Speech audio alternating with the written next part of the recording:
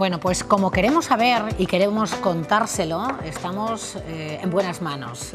Está con nosotros el señor Gerbolés, Jesús Gerbolés, que es vicedecano del Colegio de Economistas de Valladolid. Bienvenido, señor Gerbolés.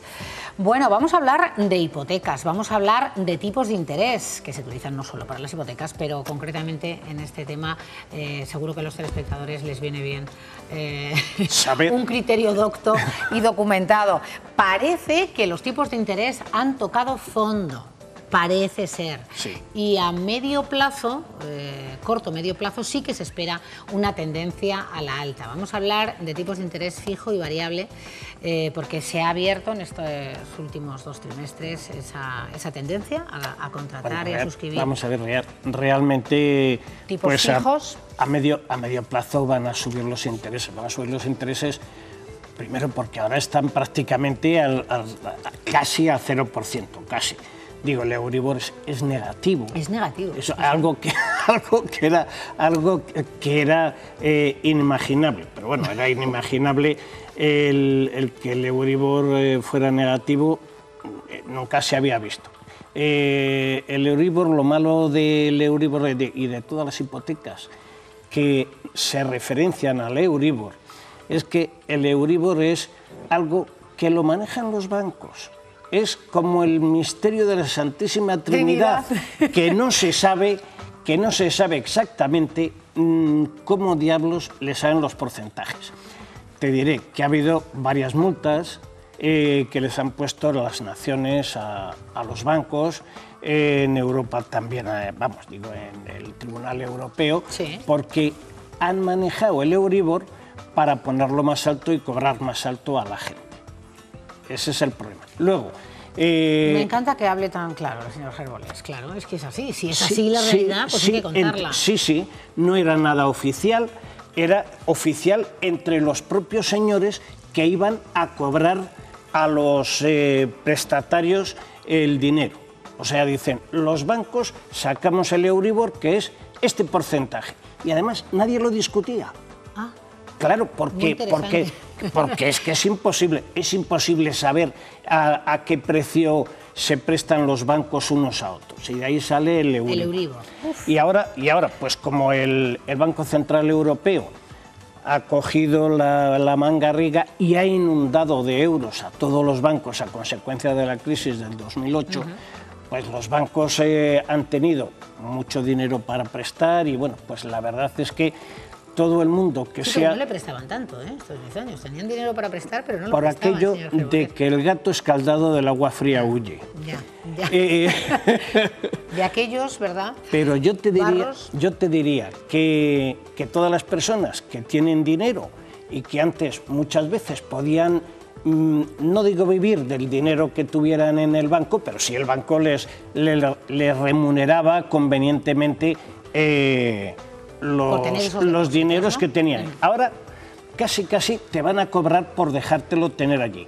Sí, bueno, ahora prácticamente te dan el 0,1% al año, que vamos, para Entonces ti... es mejor tenerlo en el colchón. Yo no hace mucho escuchaba opinar a la ciudadanía a este respecto y muchos optan por guardarlo en sus casas, bueno, pues, en época de nuestros bisabuelos. Ya lo he leído yo en no sé qué periódico que lo guardaban en el colchón. Sí, bueno, vaya sitio, también hay que pensar un poco más. Pero es más. que ahora si entran los cacos, digo yo que lo primero que harán irán al colchón. Sí, que lo cambien de sitio porque al colchón mirar en el colchón. Pero es verdad, es una tendencia de dejar esos depósitos menos. Sí, pero yo diría que la gente, hombre, por seguridad lo lleva al banco. Ahora bien, el banco no remunera y el banco lo que está diciendo es, hombre, si quieres obtener más rentabilidad, pues tienes juégatela con unos fondos que tengo yo, que les divido les divido del 1 al 5. Por riesgo, ¿no? Por riesgo. El 1 no tiene riesgo, pero casi tampoco no te va a dar nada. O sea, que pasamos al 2 directamente. El 5 tiene mucho riesgo, y claro, tienes la posibilidad de ganar mucho y de ganar poco. Bueno, la gente pues... ¿Se queda en el 2 o el 3? En función de las edades, pues eligen el 2 o el 3. en función de las edades y de las responsabilidades ¿Cómo está la cuestión, que tengan con el dinero. Del dinero, señor Gerbolés. Está muy mal, muy mal para los que tienen, bueno, para los que tienen dinero siempre todos los vientos son a favor. Yo creo que sí. Siempre, siempre. Es una situación de comodidad, ¿verdad? Claro. Siempre ganan, pueden ganar un poquito menos, pero siempre ganan. Siempre ganan. Claro. Y cuanto más necesitas a los bancos, que es cuando no lo tienes... Ellos no necesitan a los bancos, pero cuanto más necesitan a los bancos, pues los bancos... Digo, el ciudadano de a pie que necesite al banco... El ciudadano de a pie que necesite a los bancos, pues está fastidiado, porque mira... prácticamente una compañera me dijo que le habían llamado el banco para ofrecerla, si quería, un préstamo a un módico interés del 8%. Y ella es directora financiera sí. de una empresa y dice, ¿pero qué me estás diciendo al 8%? Si no, es el... Bueno, la verdad es que los bancos huyen de las morosidades de la gente, que ha sido lo que ha llevado a la ruina a las cajas de ahorros. Entonces ahora lo que se puede plantear es cuando la gente va a tener una hipoteca y dice, bueno, voy a pedir una hipoteca. ¿Queremos los españoles, los castellanos y leoneses, señor Gerbolés, seguimos queriendo suscribir una hipoteca? Comprar antes que alquilar. Sí, y bueno, sí. Vamos a ver, Castilla y León es una tierra de ahorro. Y optamos por comprar vivienda o por comprar casas, inmuebles. Sí. Pero claro, ahora cuando uno va al banco, antes te lo valoraban muy a la ligera y te daban prácticamente no todo lo que pedías, sino hasta un 10% más para los gastos adicionales. Bueno, te incitaban, señor sí. a aumentar. Incitaban. ¿Y por qué no compra usted? ¿Y por qué no pone la cocina? ¿Y por qué? Sí, pero no olvides que ahí firmaba el padre, la madre, el suegro, el otro, maroto y el de la moto. Quiere decir que tenían muchas garantías con muchas personas detrás que cuando no se han pagado las hipotecas, pues eso ha sido un auténtico desastre y una desgracia. Y ahora, pues lo que uno se plantea si va a pedir una hipoteca, lo primero, que tiene que llevar un 20% ya ahorrado, como ha sido de casi toda la vida, que la gente ya ponga un 20 o un 30%. Eso para empezar. Eso ya ha cambiado. Claro.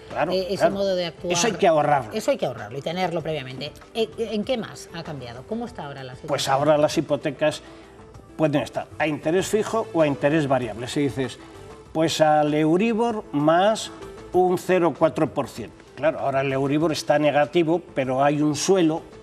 Y entonces dicen, no, más abajo del 0%, no. Quiere decir que yo le cobraría el 0% más un 0,5% o un 0,7%. Pero claro, eso es a interés variable. Claro. Y ahora dice uno, y a interés fijo dice, al 2,5%. Dice, bueno, pues mire usted, como yo lo que quiero es dormir tranquilo, voy a pedirlo a interés fijo.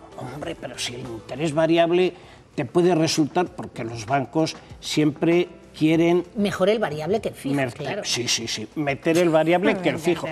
Pero las personas que tienen un empleo y que no quieren correr riesgos de... O sea, que cada vez sí que se están contratando más hipotecas a interés fijo, eso es verdad. Sí. Porque también es verdad que es más barata que hace años. Pues, un interés fijo hace años era muy elevado. Sí, bueno, vamos a ver. Era imposible, ¿no? Ahora se han reducido y se están contratando más. Ahora están contratándose... Hombre, ahora la gente prefieren el fijo antes que el Euribor más un cierto porcentaje. El 2,5%. El 2,5% ya sé a lo que me comprometo. Hasta que termine de pagar hasta que termine, hombre. Y depende también muchas veces... el plazo de petición de la hipoteca, si es a 10 años, a 20. En Japón las daban hasta 100 años, claro. ¿100 años en Japón? Hasta 100 años, pagaban los nietos, los bisnietos. Sí, es verdad que se heredaba también. Es verdad. ¿Y usted qué aconseja a nuestros paisanos, a los Pero es que pasa lo siguiente. El consejo muchas veces es dependiendo de las edades. Yo, lamentablemente, pues ya no tengo edad de intentar arriesgar. Ya el no tiene hipoteca, dígalo. arriesgarme a nada y diría a interés fijo porque yo quiero saber lo que voy a pagar. Porque el Banco Central Europeo ya está hablando de que va a subir los tipos de interés. Ahí vamos. La FED en Estados Unidos está subiendo los tipos de interés. Claro, va a llegar un momento en que van a dejar de darle a la manivela de hacer billetes y entonces van a necesitar los billetes de los ahorradores, a los cuales habrá que remunerar y todo eso pues lo tienen que pagar la gente que ha recibido el préstamo hipotecario y los que reciben los créditos. Bueno, pues yo creo que ha sido más que diáfano, meridiano y claro el señor Gerbolés, como siempre, en esos buenos consejos, pero el variable, para no asustar demasiado a los telespectadores o ir haciéndolo poco a poco, ¿hasta dónde va a llegar a medio plazo? Pues es que no lo sabemos, porque como en Estados Unidos la FED está subiendo los tipos de interés. En Europa ya se ha dicho que los tipos de interés, como estamos a tipo cero o negativo, que eso también se va a acabar. ¿Y hasta dónde? Pues no lo sé, pues puede ser 2-3%, que tampoco es una... No, 2-3% sí, en variable. 2-3% el variable. Afortunados los que han suscrito. A lo cual los bancos tienen que meter sus costes de explotación para poder recuperar lo que han dejado a la gente. Por eso digo que desde un punto de vista conservador, lo mejor es... ¿Todavía están a tiempo? Sí, no, el que no haya pedido la hipoteca está a tiempo. El que la haya pedido... Ya no hay opción. Claro, ya nada. Eso es como jugar al número de la lotería equivocado o al que toque. O al rojo. Bueno, así. Pues ahí está. Qué placer siempre charlar con usted, señor Gerbolés, con lo clarito y lo bien que nos explica las cuestiones económicas de los castellanos y leoneses y, bueno, y del resto del país, claro está. Gracias, hasta la próxima. Nos vamos a uno de los museos más originales.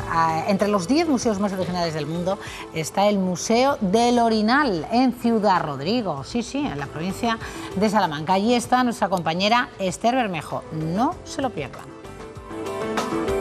Y sin embargo, claro que en una época querían mucho estos elementos porque era la única manera que había, ¿no? Corría las prisas y una necesidad. Y es que no había otra. El Museo del Orinal en Ciudad Rodrigo pues nos hace repaso a la historia de los orinales, pero también a la historia de la humanidad un poquillo. Es que los orinales, hay quien preguntan que de cuándo vienen, y esto es desde que el ser humano vive bajo techo. Algún recipiente tenía que tener. ¿A qué época nos remontamos? Aquí el más antiguo que hay es de mediados del siglo XII. Pues bien grandes eran. Sí, estos eran los islámicos, o bien cogieron y levantaron para arriba para no agacharse, que también eran inteligentes. ¿Y de qué zona era? Este de Córdoba. Al principio el material era todo de barro y luego después vino el gres y la cerámica, que eran más, como estaban vidriados, eran de más fácil limpieza. El problema que tenía era si se rompía, que la parte vidriada era la que sobresalía y eso quedaba un corte como una cuchilla, ¿sabes? Y se dejaron de fabricar y se empezaron a fabricar los esmaltados de hierro, más conocidos los de porcelana. Mira, esto... Cerámica francesa, en forma de sujetador. La noche de boda bebían el champán de ahí los novios antiguamente en el sur de Francia. Sería nuevo, entonces. Lo estrenaban para beber el champán y luego para otros usos, sí. Digo yo. Sí. En piedra, que este no es que sea antiguo, es lo bonito que es, que lleva los edificios de Ciudad Rodrigo más representativos de todo. Piedra de Villamayor, de Salamanca. Genaro, estos ya son de nivel. Sí. Estos... antiguamente, como no había cuartos de baño, en lugar de esto eran los dormitorios y los comedores. Por eso llevaban los agarraderos, las ruedas, para llevarlos de un sitio para otro. Y vamos a ver. Una vez utilizado, se cerraba. ¿Y un mueble más? Y un mueble más. ¿Aquí no ha pasado nada? Estos se llaman Don Pedros. Todos los muebles que llevan el bacín camuflado son Don Pedro.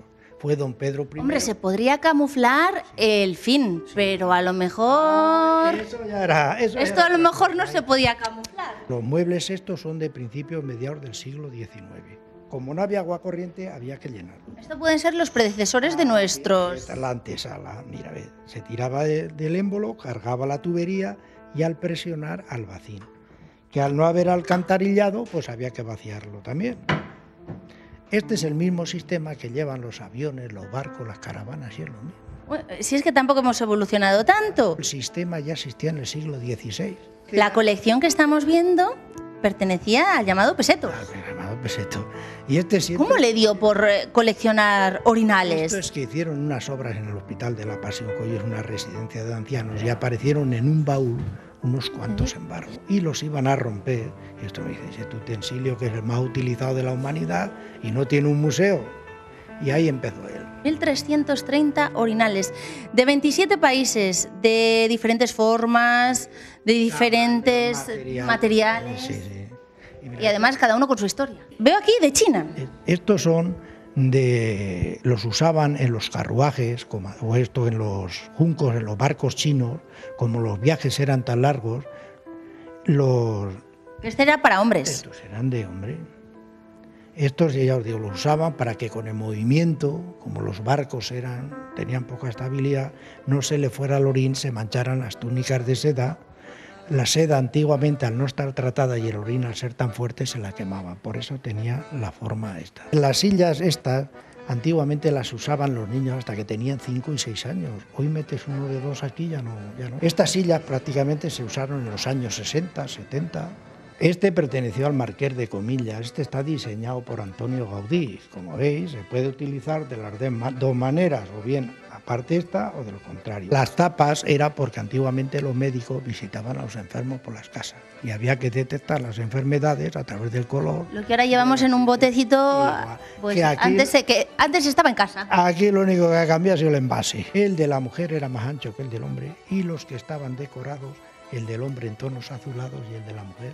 O sea, plata maciza, pesa 1 kilo, 300 gramos de plata, en la época colonial española, Latinoamérica. ¿A quién perteneció? Este es un virrey Un virrey. Antiguamente, cuando se casaban, la tradición era regalar los orinales. Y a los reyes, cuando se casaron, el museo le regaló otro como ese. Incluso también teníamos orinales de viaje. Estos los usaban en los carruajes, como antiguamente los viajes eran tan largos, los llevaba la servidumbre en unos estuches y los metían las señoras debajo de aquellos vestidos tan grandes que llevaban. Finalizamos el reportaje sentados, pero ya sabéis, no podía ser más que sentados encima de lo que esconde un orinal. Bueno, impresionante. Gracias, Esther, ese museo en Ciudad Rodrigo del Orinal. Vamos a saludar a nuestro colaborador, a nuestro psicólogo clínico, Lucas Burgueño. Muy buenas tardes. Buenas tardes. Sanitario. Sanitario, porque siempre yo digo, ¿qué diferencia hay entre psicólogo clínico y sanitario? Es un matiz. Es un matiz. Bueno, pero valdría, ¿no? Aunque sí, pero intentemos importante. hablar de sanitario. Es que me cambiéis la terminología cada 2 por 3. Bueno, vamos a hablar del mindfulness, de la ansiedad, del estrés. Vamos a ver si consigue educarnos, Lucas, esta temporada. Pues en ello estamos, pero es algo que nos ocurre a todos. Es decir, digamos que una de las diapositivas que vamos a poder ir viendo es sobre la rumiación. Y es un mecanismo que nos ocurre a todos, ¿no? Esta habilidad tan... es como una gran fortaleza y a la vez una debilidad del ser humano. Esto es una vaca. Esa capacidad de rumiar. Esa capacidad de rumiar, de ir hacia el pasado y estar allí rumiando el pasado durante 2 horas, o esa capacidad de ir hacia el futuro y estar rumiando el futuro durante no sé cuántas horas. Que queremos ser un poquito rumiantes. Nos damos cuenta de que somos más rumiantes de lo que nos gustaría. Porque fíjate, en 2010 hubo un estudio que cambió el paradigma sobre la felicidad y el bienestar de Killingsworth y Gilbert, y ellos de lo que se dieron cuenta es de que con más de 2.200 personas, lo que estudiaron fue que somos más felices o tenemos menos ansiedad, como veíamos el otro día, cuando estamos prestando atención a lo que estamos haciendo en este momento. Y sin embargo, más del 40% del tiempo no estamos con la atención en lo que estamos haciendo. Es como si yo estoy ahora hablando contigo y en vez de prestar atención a lo que me está diciendo Lucas, pues estoy pensando que tengo que ir luego al supermercado, tengo que hacer una llamada, a ver Eso es. Imagínate la calle Santiago de Valladolid, la mitad de las personas no están ahí. O la calle Mayor en Valencia. O la calle Mayor, o sea, Valencia, la mitad de las personas que están ahí no están presentes. Están en una realidad virtual. Esa capacidad de rumiar o de anticipar es una fortaleza humana. Es un mal común. Pero es un mal común cuando pasamos más tiempo ahí del que nos gustaría o del que es necesario, porque todos necesitamos ir hacia el pasado para recordar, ir hacia el futuro para planear, pero cuando nos vemos atrapados, exacto, ahí es donde empieza a aparecer un malestar más ansioso o un malestar más depresivo. Cuando rumiamos más hacia el pasado, lo que encontramos es un malestar más depresivo. Cuando rumiamos más hacia el futuro, son fantasiosos, soñadores, pero cuidado, porque si las fantasías son negativas, empieza a aparecer mucha ansiedad. Ah, claro, porque puedes imaginarte un mundo maravilloso y poco real, pero casi es mejor que ver un futuro negro y tremendo. Ambos tienen algo de peligroso, porque tú empiezas a idealizar sobre el futuro demasiado y luego tu futuro no es tan ideal y tú te habías casado con unas expectativas muy fijas, muy rígidas, muy perfectas de lo que tenía que ser, luego eso no es y se nos cae la casa. Entonces, el abordaje que vamos a plantear hoy va de que no somos superhéroes, no podemos predecir el futuro ni controlarlo todo, tampoco podemos viajar al pasado y cambiar lo que ha ocurrido. Y el enfoque que vamos a manejar, porque esta idea de ser superhéroes... Eso, ¿no? Te iba a decir, que esa foto que aparece... Que está dentro de todos nosotros. Dentro de todos nosotros hay una parte más infantil que cree que puede controlarlo todo o que le gustaría viajar al pasado, pero nosotros somos adultos y los adultos sabemos que lo de ser superhéroes se lo dejamos a ellos, a los más pequeños de la casa. ¿Cuál va a ser el foco? El foco va a ser que esta rumiación puede llevarnos a un caos interno y a un caos externo, porque todo el tiempo que yo dedico a rumiar no lo estoy dedicando a cosas realmente importantes en mi vida. Fíjate, las personas rumian... Perdona, Lucas, es una de las constantes y uno de los males que más te encuentras en tu consulta. Esto que me estás diciendo, los rumiantes. Exactamente, cuando las personas se dan cuenta de que están rumiando demasiado pero no saben cómo controlarlo, ahí es donde deciden ir al psicólogo, venir a hacer alguna formación en CEMIC, hacer algún abordaje que les ayude a resolver eso. Pero hay algo muy importante y es que no rumiamos porque sí. Muchas de las personas que rumian en exceso es porque están experimentando emociones muy difíciles. Mucho miedo, mucha tristeza, mucha ira, mucha ansiedad. Y es una forma de subir de esto que me está doliendo aquí, subir a rumiar arriba para no contactar con ese malestar. ¿Qué ocurre? Fíjate, oye. A largo plazo, el malestar se incrementa. Es como si ese bucle de malestar subiera. ¿Cuál es la forma de gestionar eso? A través del entrenamiento de la atención, porque la atención la podemos entrenar. Yo te puedo preguntar, o les puedo preguntar a los espectadores, ¿dónde está ahora apoyado tu pie derecho? Y puedes trasladar la atención a esa parte del cuerpo. El tuyo en el aire. En el aire, en el aire. Y puedes trasladar la atención a esa parte. ¿Dónde está tu mente ahora? Porque podría estar divagando en ti, o puede Lucas. estar... Me alegro. No hago más que mirarte y escucharte. Entonces, esta capacidad de reentrenar la atención ha sido validada empíricamente para prevenir, por ejemplo, la recaída en la depresión. Muchas veces un exceso de rumiación en el pasado nos puede llevar a un nuevo episodio de depresión por estar enganchados en esa marabunta de pensamientos. Bueno, pues seguimos caminando hacia, imagino, pautas para poder evitarlo. Bueno, lo que se puede evitar, ¿no? Pero son pautas que Lucas va a intentar. ¿Seguimos viendo más fotografías? Eso es. Fíjate, como todos partimos de esa idea de que aparecen pensamientos y rumiamos hacia adelante y hacia atrás, una forma de abordar esto es utilizar todo ese análisis, pero para algo valioso en tu vida. Porque las personas que rumian mucho, también hay otro rasgo de personalidad que suelen ser muy analíticas. Y esto es un rasgo interesante para algunas cosas. Sobre todo para analizar qué cosas en tu vida quieres poner en orden. Porque la rumiación nos lleva a más caos.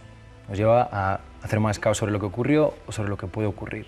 Entonces, no somos superhéroes, entonces sí podemos controlar nuestra vida y poner orden en la vida presente. Seguimos viendo, ¿no? Avanzamos. Me gusta hablar de ese caos como a veces una librería que está descolocada. Veíamos antes una de las diapositivas, ese caos donde una librería está desordenada, y vamos a intentar enfocarnos en 2, 3 ámbitos de nuestra vida donde podemos colocar 2, 3 libros. Entonces, en la siguiente imagen, lo que vamos a poder ver es que, primero, ese compromiso de ser superhéroes lo tenemos que adquirir con cosas tan sencillas como en el día a día.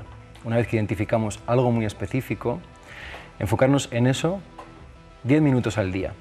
Si yo puedo controlar 10 minutos al día de mi tiempo, voy a empezar a enfocarme en cosas que puedo mejorar realmente. ¿Pero enfocarlo hacia dónde, esos 10 minutos al día, Lucas? Esos 10 minutos, a veces hay demasiado caos, es una buena pregunta.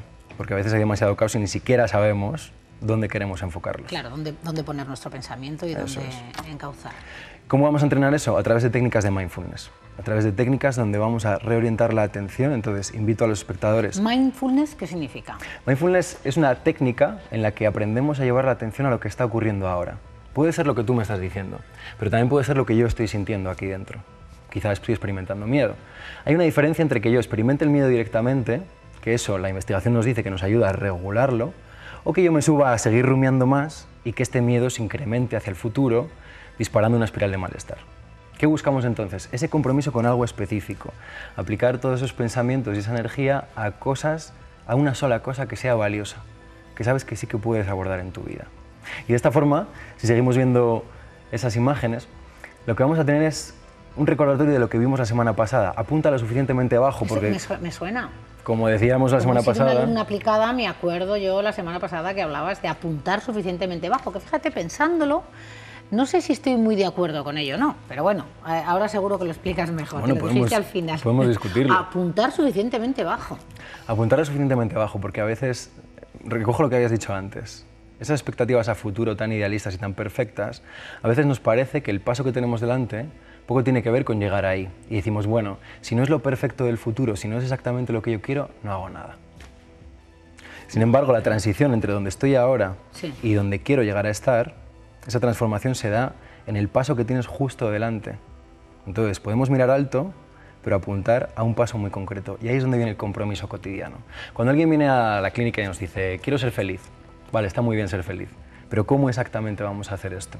Entonces, nuestra actividad como psicólogos fundamentalmente va de bajar a tierra y ayudar a la persona a avanzar en aquellas partes que son importantes. Entonces, ese apuntar lo suficientemente bajo, de lo que habla es de esto, de apuntar muy específicamente a algo para utilizar toda esa energía que a veces se nos va en la rumiación al pasado o que se nos va en la rumiación al futuro en algo muy concreto y que podemos manejar. Sí, bueno, digamos que de fácil acceso o que el esfuerzo no es algo que nos eche para atrás, ¿no? Porque se puede conseguir, pero yo creo que hay que apuntar lo suficientemente alto, aunque te quedes un poquito más bajo, porque si no las expectativas son realmente demasiado accesibles. Yo creo que a poco que te esfuerces, el primer escalón le tienes que subir. Depende de la población. Ten en cuenta que cuando hablamos de gente que está sufriendo mucha ansiedad o que está sufriendo depresión, la depresión es como un lugar muy duro en el que estar. Entonces, ya sí, pequeños logros, poquito a poco. Eso, estoy intentando hablar para que cada persona que nos escuche, los que sean high achievers, como dicen los americanos, que pueden con todo, pues que se enfoquen en algo más grande. Pero pues quien no está acabo intentando... yo de entender, que demasiado bajo, te quedas siempre ahí. Bueno, seguimos viendo fotografías que... Aquí hablábamos de regar ese futuro, ¿no? Entonces, a veces, decíamos antes, el nivel de caos es tan grande que ni siquiera sé por dónde empezar. Bueno, pues entonces empieza por tu propia mente. Empieza buscando... Esto es lo que hacen los que practican yoga, ¿eh? Todos los días. Tiene que ver con la percepción corporal. Donde te encuentras, piensas, te relajas, no te fustigas, pero encuentras un alivio al día de 10 minutos, que parece una cuestión así muy sencilla, pero no lo es. No lo es, requiere un entrenamiento sistemático, ¿no? El entrenamiento que hacemos, en el sistema que hemos diseñado en CEMIC, hacemos esto exactamente. La persona entrena la mente para que pueda refocalizarla en aquello que es importante en su vida.